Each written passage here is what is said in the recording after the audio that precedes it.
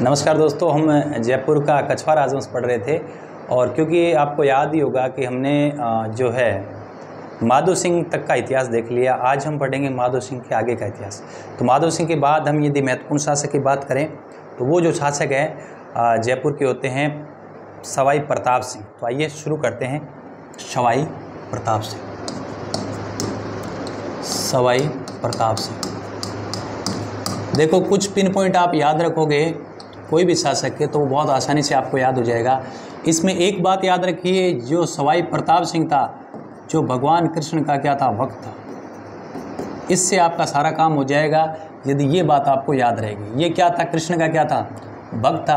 तो जब कृष्ण का भक्त होगा तो मैं थोड़ा सा बता दूं आप लोगों को, बहुत सारी चीज़ें करेगा तो इसमें कुछ आपको कुल मिल जाएगा। ये जैसे मान लो जयपुर रियासत है तो याद रखिए कृष्ण भक्त है तो उन्होंने कृष्ण के मुकुट के आकार का एक महल बनवाया जिसे क्या बोलते हैं, जिसे बोलते हैं हवा महल।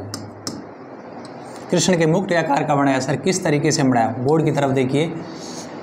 ये एक मंजिल हो गई, ठीक। ये दूसरी मंजिल हो गई, 2, फिर क्या हुआ 3, फिर क्या हुआ 4 और ये क्या हो गया 5। तो आप देख रहे हो इस तरीके से उन्होंने क्या बनाया, एक महल बनाया। इस तरीके से उन्होंने क्या बनाया, एक महल बनाया। तो ये बात आप लोगों को याद रखना है, याद रह जाएगी। तो ये जैसा कि आप देख रहे हो ये आपका क्या है, एक महल हो गया, ठीक है। कृष्ण के मुकुट के आकार का है तो महल। इसे बोलते हैं जयपुर का क्या बोलते हैं, हवा को बोलते हैं एयर। तो जयपुर का इसको क्या बोलेंगे, एयरफोर्ट। फोर्ट मतलब किला है ना। इसका कृष्ण के मुकुट के समान है। आपसे पूछ ले कि इसका कारीगर कौन है तो इसका कारीगर है लालचंद। कारीगर लालचंद है। कितने मंजिलें हैं, 5 मंजिलें हैं। कितनी खिड़कियां हैं, 953 क्या है खिड़की हैं। बस इतनी बात याद रखना। और भगवान कृष्ण का जो भक्त है तो इससे क्या हो जाएगा, ध्यान से सुनना, ये सारी चीज़ें हो जाएगी। स्वयं ये ब्रजनिधि नाम से क्या लिख रहा है, कविता। स्वयं राजा ब्रजनिधि नाम से राजा क्या लिख रहा है, कविता लिख रहा है। ये राजा स्वयं ब्रजनिधि नाम से क्या लिख रहा है, कविता, ठीक है। फिर उन्होंने क्या लिखा, ब्रजनिधि ग्रंथावली। एक उन्होंने इसका संकलन करवाया, किसका, ब्रजनिधि ग्रंथावली। तो सिंपल नाम में क्या आ रहा है, ब्रज आ रहा है। और उन्होंने संगीत का सम्मेलन करवाया। क्या करवाया, संगीत का सम्मेलन करवाया जिसमें जो है ब्रजपाल भट्ट, देखो इसमें फिर नाम आ गया ब्रजपाल। ब्रजपाल के डायरेक्शन में उसने एक संगीत ग्रंथ लिखवाया, राधा गोविंद संगीत सार। देखो कितना सिंपल है, सब कृष्ण से हो रहा है सारा मामला। कैसे, एक ही बात याद रखो, कृष्ण भक्त है तो कृष्ण के मुकुट के आकार का हवा महल बना दिया। लालचंद कारीगर है, 5 मंजिल 953 खिड़कियां। कितना सिंपल है। फिर आप सुनिए, इसे जयपुर का क्या बोलते हैं, एयरपोर्ट बोलते हैं, एयरफोर्ट बोलते हैं। ब्रजनिधि नाम से स्वयं कविता लिखता था तो ब्रजनिधि ग्रंथावली का उन्होंने संकलन करवाया। फिर देखो संगीत सम्मेलन करवाया। और अब देखो फिर आ गया ब्रज, क्योंकि कन्हैया कहाँ रहते हैं, भगवान कृष्ण ब्रज क्षेत्र में। ब्रजपाल भट्ट के नेतृत्व में क्या बनाया, राधा गोविंद संगीत सार। संगीत को सार निकाल दियो तो राधा गोविंद, फिर आ गया राधा हो गया, गोविंद कृष्ण हो गया। और क्या, इसके टाइम में तमाशा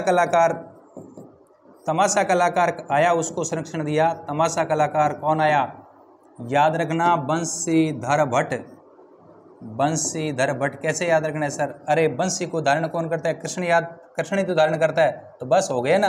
बंशीधर भट्ट है ना, तमाशा कलाकार को संरक्षण दिया। तमाशा किसने किया था, कृष्ण ने किया था, महाभारत में बताओ। तो सब कृष्ण से हो रहा है। बंशीधर भट्ट को उन्होंने क्या दिया, संरक्षण दिया। ये कौन है, तमाशा कलाकार है। और याद रख लीजिए, जयपुर चित्रशैली का क्या है, स्वर्णिम काल है। जयपुर चित्रशैली का समय प्रताप सिंह का क्या कहलाता है, स्वर्णिम काल कहलाता है, ठीक है। सब जगह उन्नति हुई।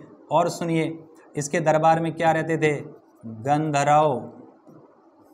गंधर्व बाईसा रहते थे। गंधर्व बाईसा मतलब गुणीजन खाना। तो उन्होंने गुणीजन खाने का निर्माण कराया। इसके दरबार में गंधर्व बाईसा रहते थे। बाईसा मतलब 22 लोग रहते थे जो क्या थे, कवि थे, क्या थे, संगीतज्ञ थे। तो कवि, संगीतज्ञ और ज्योतिष, ये 22 लोग थे जिनको गंधर्व बाईसा कहते हैं, है ना, ज्योतिष। तो 22 लोग इनके दरबार में रहते थे, गंधर्व बाईसा, गुणीजन खाना, जो 22 लोग गंधर्व बाईसा, कवि, संगीतज्ञ और ज्योतिष। और सर क्या है, और सवाई जो प्रताप सिंह है, प्रताप सिंह के यदि गुरु की बात करें, है ना, तो इनके 2 गुरु है, एक काव्य गुरु, तो इनके जो गुरु है, काव्य गुरु है, वो तो है गणपति भारती, गणपति भारती। और संगीत गुरु है चांद का, दूसरा कौन, संगीत गुरु, संगीत गुरु कौन है, चांद का। तो याद रख लीजिए, सवाई प्रताप सिंह, कृष्ण से सारा हो जाएगा, हवा महल, ब्रजपाल भट्ट ने राधा गोविंद संगीत सार, ठीक है, बंशीधर भट्ट तमाशा कलाकार, गंधर्व बाईसा गुणीजन खाने का निर्माण कराया, जयपुर चित्रशैली का स्वर्णिम काल है। इनके गुरु कौन, काव्य गुरु गणपति भारती, जबकि संगीत गुरु चांद का। और इनका भी, सवाई प्रताप सिंह का भी क्या होता है, मराठों के साथ संघर्ष होता है। तो अब नेक्स्ट हम पढ़ेंगे सवाई प्रताप सिंह के द्वारा लड़े गए युद्ध। तो मैं लिख रहा हूँ, ये कौन है, सवाई प्रताप सिंह, ठीक है। देखो, सवाई प्रताप सिंह यदि आप बात करा तो इनका भी मराठों से क्या हुआ था, संघर्ष हुआ था।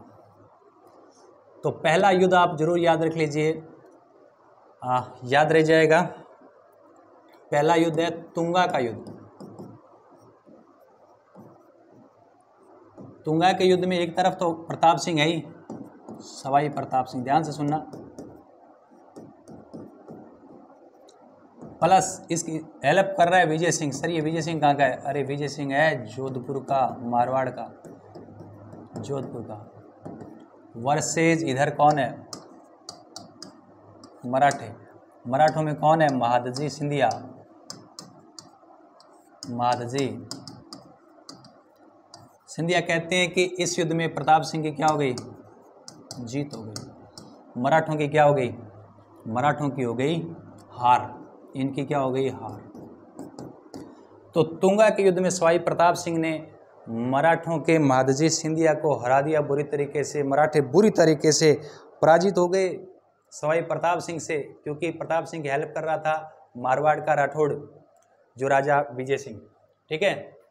कहते हैं इस युद्ध से महादजी सिंधिया इतना बौखला गया था, महादजी सिंधिया ने कहा कि यदि मैं जीवित रहा, ध्यान से सुनना, कि यदि मैं जीवित रहा तो जयपुर को मिट्टी में मिला दूंगा, यदि मैं जीवित रहा तो जयपुर को क्या, मिट्टी में मिला दूंगा।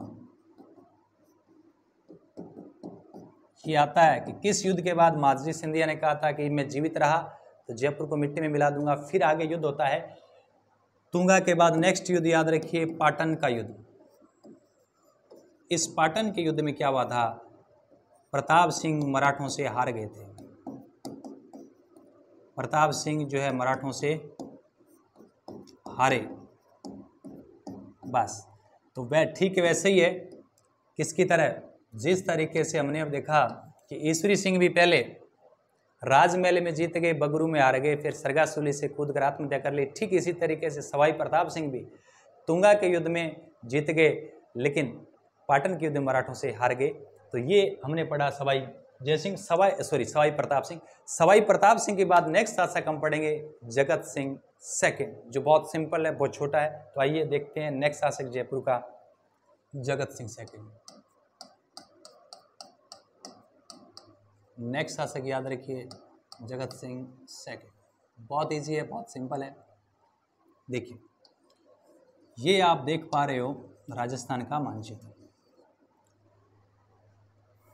ये रियासत है वो कौन सी है, मेवाड़।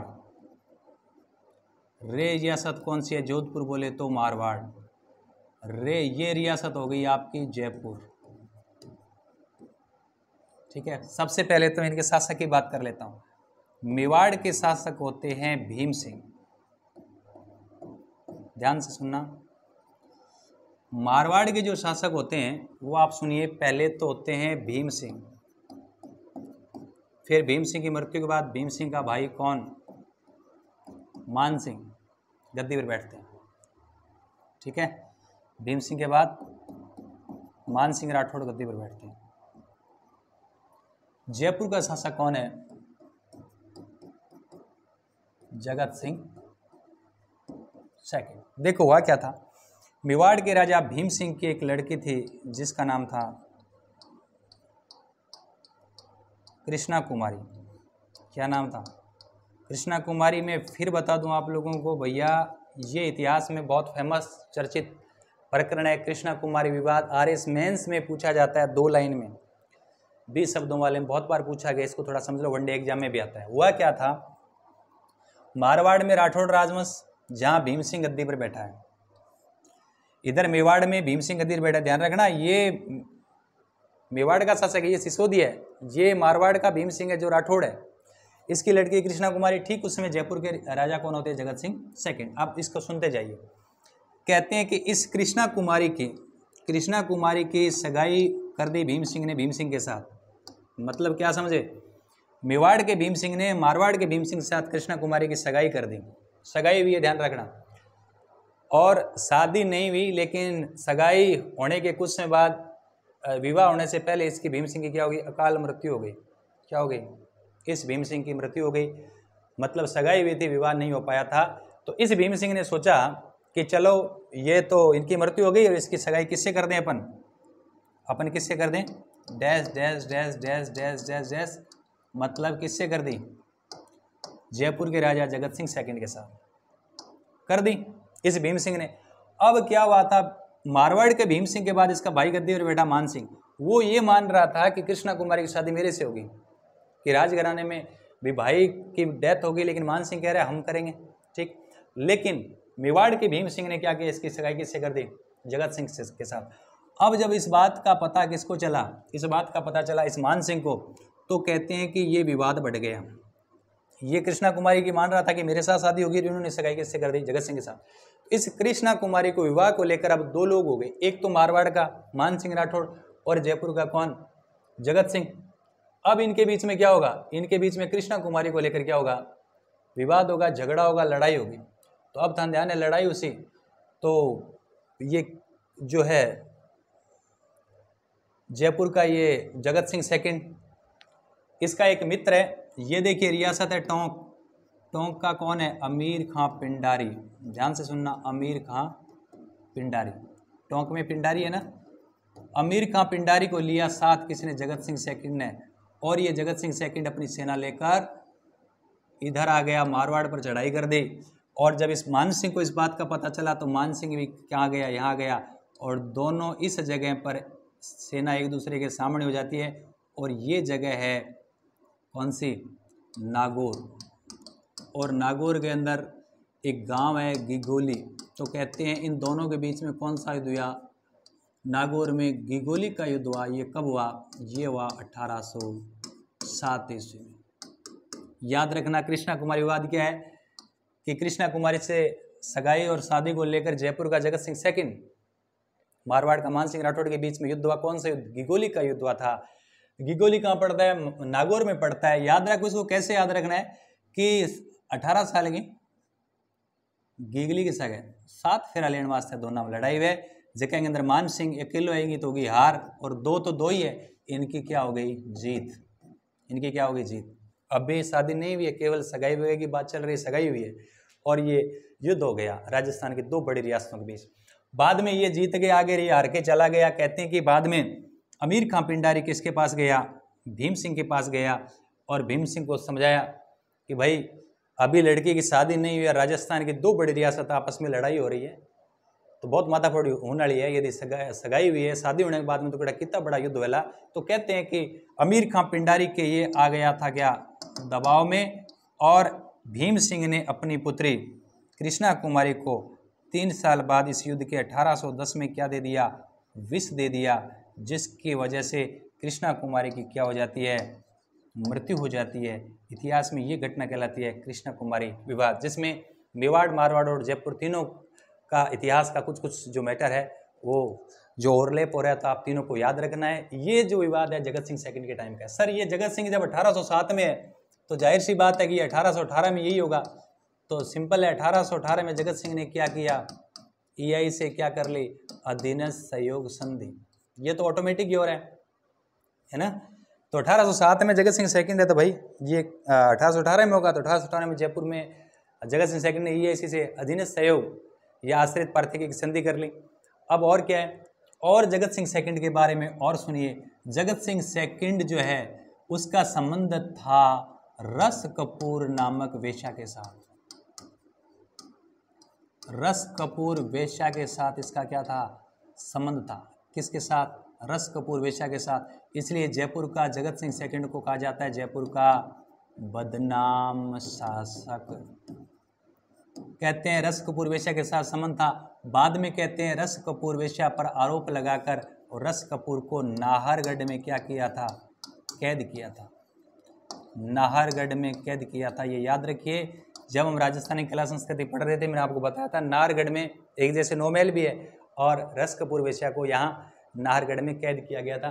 तो जगत सिंह जो सेकंड है जयपुर में 3 पॉइंट याद रखना है।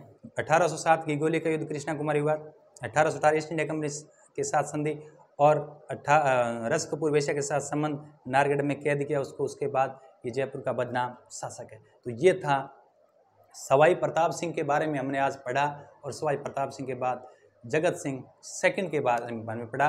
तो नेक्स्ट क्लास में हम देखेंगे जयपुर का आगामी जो इतिहास है वो कैसा रहने वाला है। तो उम्मीद करता हूँ कि बहुत अच्छे से आपको समझ में आ गया होगा। मिलते हैं बहुत जल्द नेक्स्ट क्लास में। Thank you.